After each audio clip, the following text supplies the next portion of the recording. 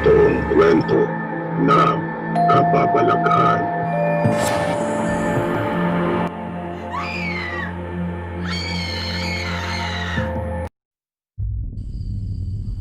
Kumusta po kayo mga ginigiliw kong tagapakinig? Muli po ay narito tayo para sa isa na namang kwento ng kababalaghan. At tulad po ng dati ay hangad ko pong lagi na sana'y abutan po kayo ng pagtatanghal na ito na nasa mabuti pong kalagayan, ligtas sa anumang uri ng kapamakan at karamdaman. Isang magandang araw po sa iyo, Sir PB. Una sa lahat, ay nais ko po kayong pasalamatan sa walang sawa niyo pong pagbibigay sa amin ng mga magagandang kwento. Mga may kalahating taon na rin po akong nakikinig sa inyong programa. Simula nang madiskubre ko po ang inyong channel.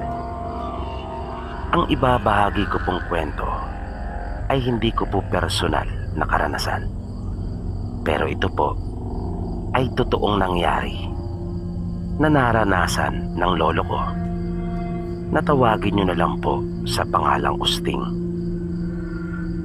Ang lolo ko po, Sir PB, ay talaga namang napakaraming kwento tungkol sa mga kababalaghan at aswang. Kapag nagbabakasyon po ako noon sa probinsya nila, ay talaga namang kada gabi walang palya niya akong kinukwentuhan ng kanyang mga karanasan at kwentong ibinahagi din sa kanya ng kanyang ama. Masasabi ko pong isang napakabait na tao si Lolo Usting. Walang sino man doon sa kanilang lugar na nagsalita ng masama laban dito. Lahat ng mga maririnig mo ay pawang mabubuting katangian nito at puro papuri sa kanyang mga mabubuting gawa. Ang una ko po munang ibabahagi sa inyo, Sir PB, ay nung panahon na bata pa siya. Ito yung mga pagkakataon na wala pa siyang nalalamang anuman tungkol sa mga kababalaghan at aswang. Ito rin umano ang mga una niyang karanasan na siyang nagmulat sa kanya sa mundo ng mga kapangyarihan at mga di pangkaraniwang kaganapan. Sabi ng lolo ko, sagana umano ang kanilang pamumuhay noon kahit pa mga taga-bukid lamang sila. Nang tangi nilang inaasahan ay ang lupang kanilang sinasaka na minana nila sa kanila pang mga ninuno. Ni minsan ay hindi raw niya natandaang sumala sila sa pagkain. At lagi umanong sagana ang kanilang mga ani noon. Ang mga magulang kasi ni Lolo Usting na sina Lolo Ador at Lola Melyang ay mga masisipag din. At ayon pa kay Lolo Usting, ang kanyang mga magulang ay mayroong mga kaibigan na siyang nagbabantay sa kanilang mga pananim at mga alaga nilang hayop. Ang edad daw ni Lolo Usting nung mga panahong ito ay mga 10 taong gulang.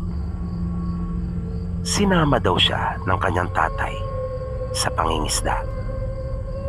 Minsan kasi kapag maganda ang panahon at sa tingin ng kanyang ama ay magkakaroon sila ng magandang huli, ay bumababa ito ng bundok sakay sa kabayo at nagpupunta sa baybay upang mangisda.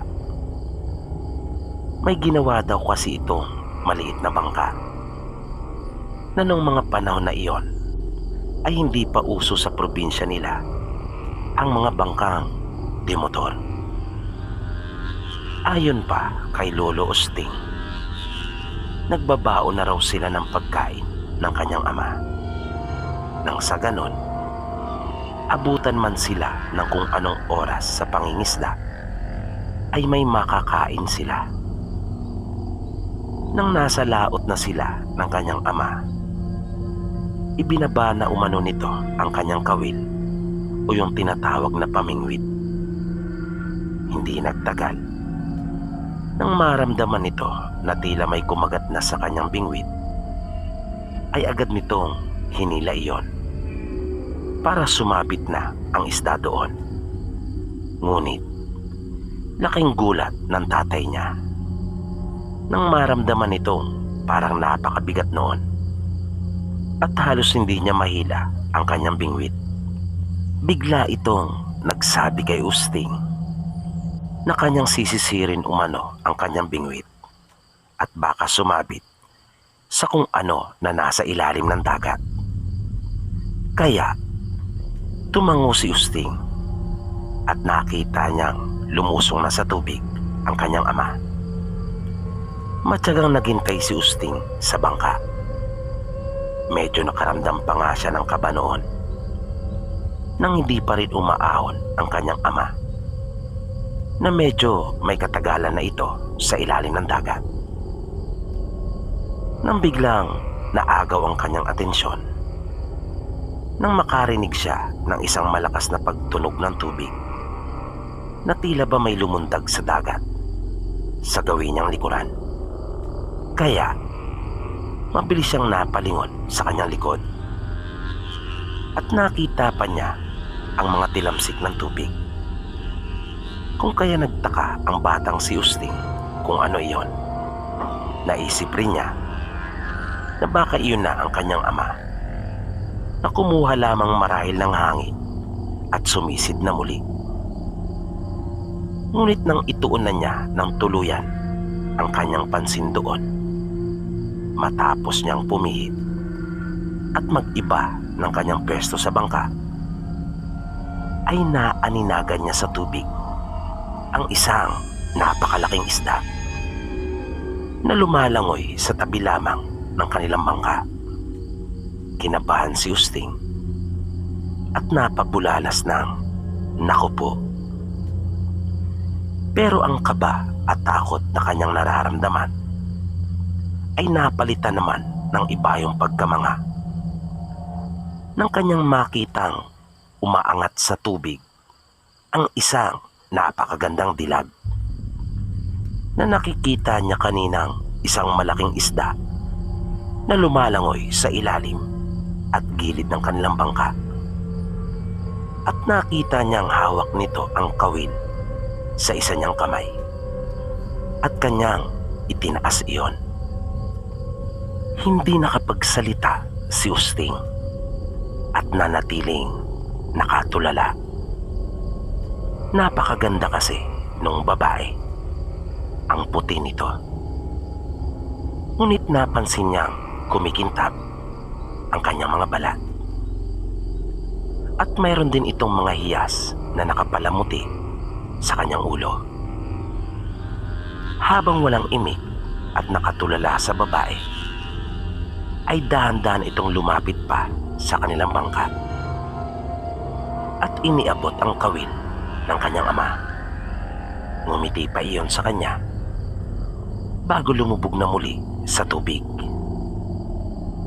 Nasinundan pa niya iyon ng tanaw habang sumisisid patungo sa kailaliman ng dagat.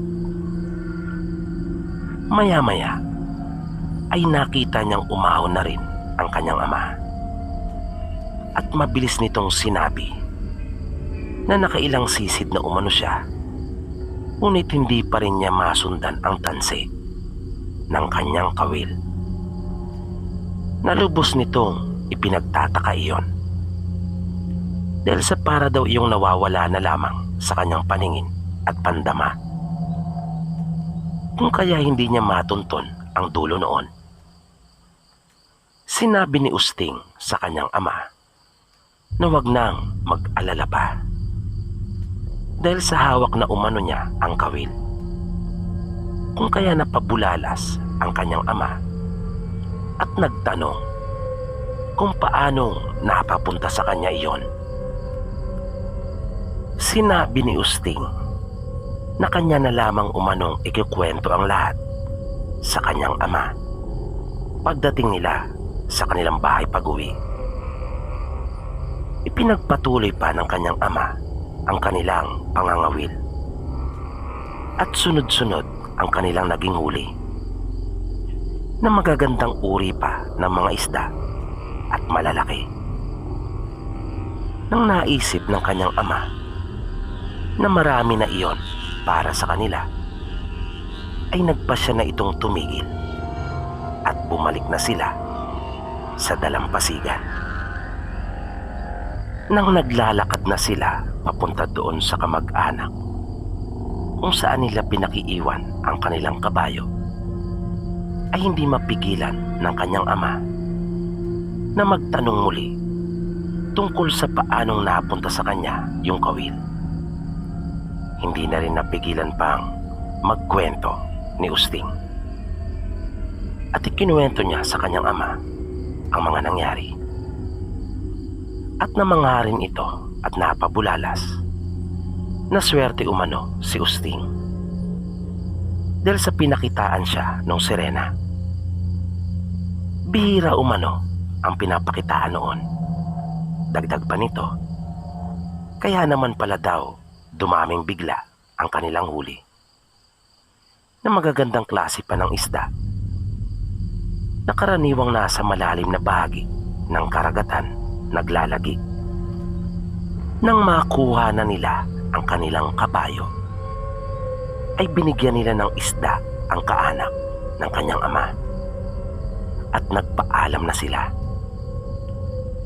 Nang masapit nila ang ituktok ng bundok, ay bigla na lamang huminto ang kanilang kabayo at ayaw na nitong dumiretso pa.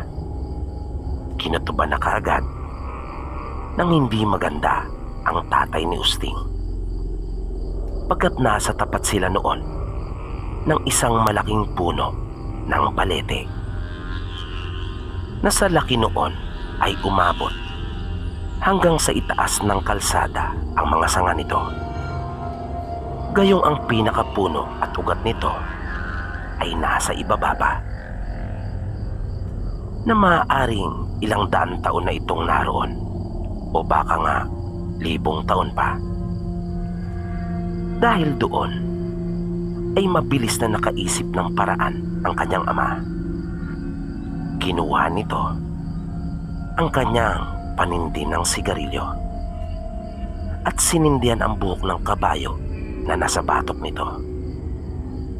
Nang umalingasaw ang amoy noon, ay bigla na lamang tumakbo ng mabilis ang kabayo at hindi na iyon huminto-hinto pa hanggang sa sapitin nila ang kanilang bahay. Sa bilis noon ay talaga namang napayakap ng mahigpit si Usting sa bewang ng kanyang ama. Makaraan ang halos 1 linggo mahigit, ay may natanggap namang masamang balita ang mag-anak nila Usting. Nalaman nila na namatay na ang kapatid ng kanyang ama na nakatira sa kabilang bayan. Tulad nila ay nasa bukid rin nakatira ang mga ito.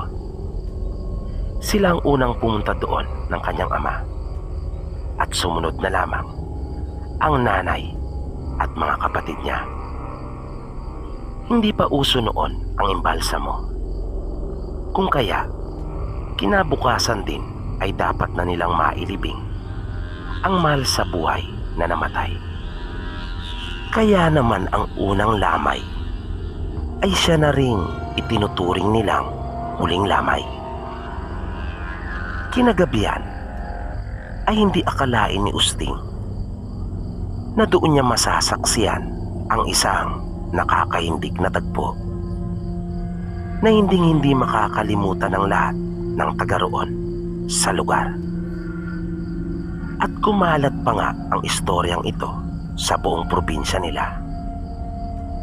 Kung kaya may isinagawa silang mga pagbabago sa kanilang mga nakagawian sa tuwing mayroong patay. Tradisyon na kasi sa kanilang probinsya na sa tuwing may patay ay nagkakatay sila ng baboy. Lalo pat kinabukasan ay ililibing na rin ang patay. Kaya bago maggabi ay naging abala ang mga kamag-anak ng namatay at kasama na roon ang tatay ni Lolo Usting. Dahil sa kapatid nga niya ito, nagkatay sila ng baboy habang yung iba naman ay abala sa paggawa ng ataol ng patay. Si Usting naman noong mga oras na iyon ay nakontento na sa panonood sa mga taong gumagawa ng mga madilim na habang patuloy na nililinisan ng mga tao ang baboy, ay may nakapansin kay Usting na tila inaantok na ito. Dala na rin marahil ng pagod. Kaya pinayuhan siya nito na magpahinga na muna at mahiga. Kaso marami ng mga nagpapahinga sa may ibabang bahagi. Kung kaya napilitan si Usting na umakyat at doon mahiga sa may kapirasong papag na halos dumikit na sa bubong ng bahay. Pero nung naandun na siya, ay hindi naman siya dalawin na ng antok. Kaya kanya na lamang pinanood pa rin ang mga taong nasa ibaba na gumagawa at naglilinis ng baboy. Nang biglang may napansin siya doon sa di kalayuan. Grupo ito ng mga lalaki na paparating. Mga nakaputi umano ang mga ito na bigla na lamang pumasok sa bakuran. Sinundan niya ng tingin ang mga ito at nakita niyang dumiretso ang mga nasabing lalaki sa katawan ng bangkay. Nakasalukuyang nakahiga lamang sa papag. Pinalitan nila iyon ng saha ng saging at pagkatapos ay kanilang binuhat ang patay. Na kanila namang dinala iyon sa mga naghihiwa at naglilinis ng baboy. Gulat na gulat si Usting sa kanyang mga nakita, na dahil sa sobrang takot at pagkabigla ay hindi na niya nagawang makapagsalita pa. Para siyang nawalan na bigla ng boses at tuluyan na siyang binalot ng matinding takot nang makita niya ang mga sumunod na pangyayari. Na matapos maipalit ng mga lalaki ang katawan ng patay sa baboy, ay iyon naman ang kanilang pinagtataga at pinaghihiwa, na para bang wala talaga silang kaalam-alam sa mga nangyayaring nakikita ni Usting nung mga oras na iyon. At tuluyan ang dinala ng mga lalaki ang baboy, habang ang katawan naman ng kanyang tsuhi na namatay ay siyang kinarne ng mga tao sa ibaba. Nang hindi na makaya ni Usting ang kanyang mga nakikita, ay tinakpan na lamang niya ng kanyang kamay ang mga mata. Pagkat nakakakilabot iyon at lubhang karumal-dumal, hanggang sa nakatulog na siya sa itaas nang hindi niya namamalayan. Nagising na lamang siya nang kanyang maramdamang niyuyugyug na siya ng kanyang ama at niyayayang kumain. Ngunit tumanggi si Usting. Kahit anong pilit ng kanyang ama sa kanya na kumain, ay tumanggi siya. At panay ang kanyang pagdadahilan. Hanggang sa mapilitan na si Usting na sabihin ang totoong dahilan kung bakit ayaw niyang kumain. Na ang mga taong kumakain naman nung mga pagkakataon na iyon ay panay ang reklamo tungkol sa karne ng baboy.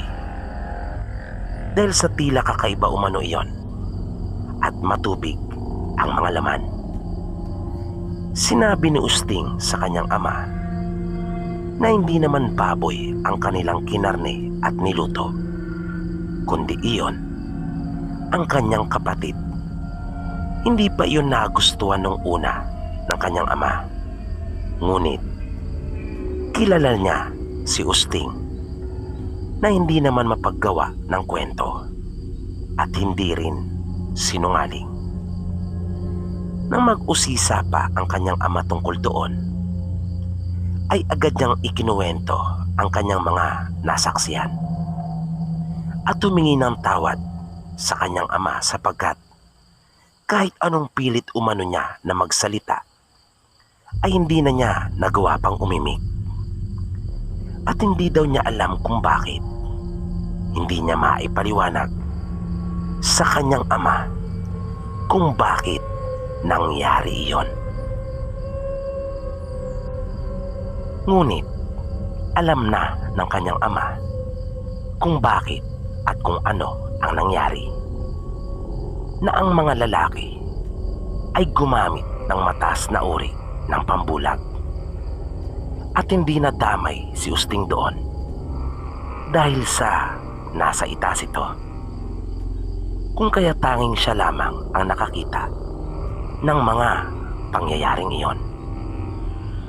Subalit malamang ay may isa umano sa mga lalaki na nakapansin kay Usting na nakatuon sa kanilang mga ginagawa. Kung kaya ito naman ay kanilang inorasyonan upang hindi makapagsalita.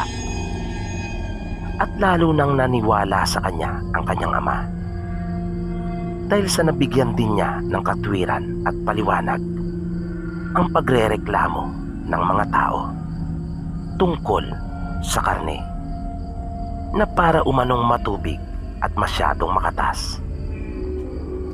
Dahil ayon sa ama ni Usting, ang kanyang kapatid nang mamatay ay manas at puno nga ng tubig ang katawan nito. Kung kaya naniniwala nga siya sa ikinukwento ng kanyang anak na si Usting at wala na siyang magagawa pa doon dahil sa nangyari na. Na nang kanilang ang usisain ang kanyang kapatid na kasalukuyang nasa ataol na, nang kanilang buksan at suriin iyon, ay napatunay nilang saha nga iyon ng saging. Kanilang itinapon ang saha ng saging at ipinalit doon sa ataol ang lahat ng karne na inaakala nilang karne ng baboy, at iyon ang kanilang inilibing.